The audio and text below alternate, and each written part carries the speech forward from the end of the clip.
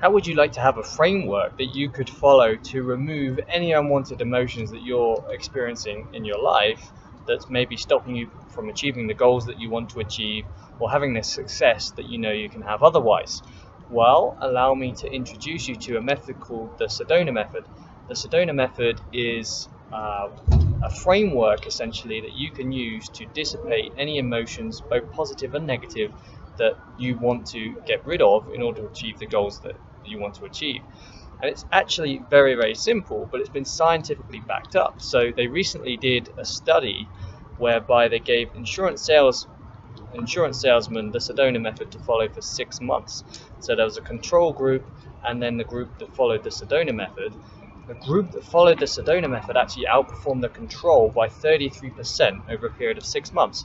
And what they actually realized as well, that the longer the group followed the Sedona Method, the more they outperformed the control group. So it seemed to get better over time, which is very interesting. The one thing about the Sedona Method I will say up front is it's a very simple method. It's just a series of questions that you ask yourself that are designed to help you explore the feelings that you're having.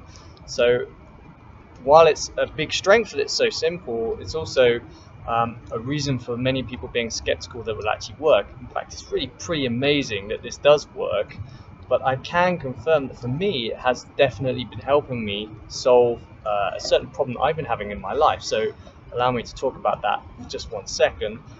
I've always been the type of guy that tends to procrastinate when there's a huge task in front of me. So as a specific example, if I'm trying to document a new product for our software company, that's typically a very long task that takes me 1 or 2 months long. And I used to suffer from quite severe procrastination with this, that I would usually sit on the task for maybe a month or 6 weeks before I could properly get started. What I started to do now is use the Sedona Method to try and dissipate this feeling of procrastination, and it's actually been working really well for me. And the idea is that I try and dig into this feeling that I'm having by asking a number of questions about how I'm feeling and whether I would be capable and happy to let that feeling go. So in the book you learn about this Sedona Method, but you also learn about some other interesting things that I just want to touch upon now. So the author talks about how we sometimes identify with problems that we face. So we get so used to facing a certain problem that we actually start to view ourselves as being with that problem, and we don't really know what our life would be like if we actually managed to resolve that problem. And the author says that we can sometimes resist resolving problems because of the uncertainty of knowing what life would be like, of not knowing, what life would be like if we solved that problem that we had. I thought that was quite an interesting point that he raised there. He also raised a point about wanting to ask why, and I've already covered this in my previous video about solution-oriented therapy, but this is an example of solution-oriented therapy where we're not actually digging deep to find out the reasons why we're feeling the way we are. We're just trying to fix it with some solution-oriented therapy. And he says that we sometimes want to dig deep to find out why, when we really don't need to go to that level in order to get the result that we want.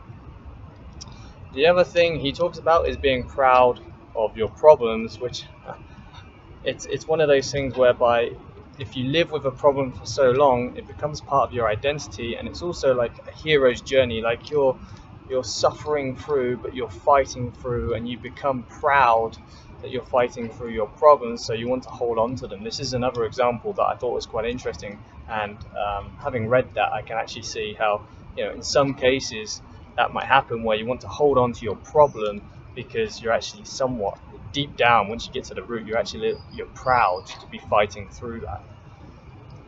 The other thing which kind of extends on from this is the what will I talk about problem.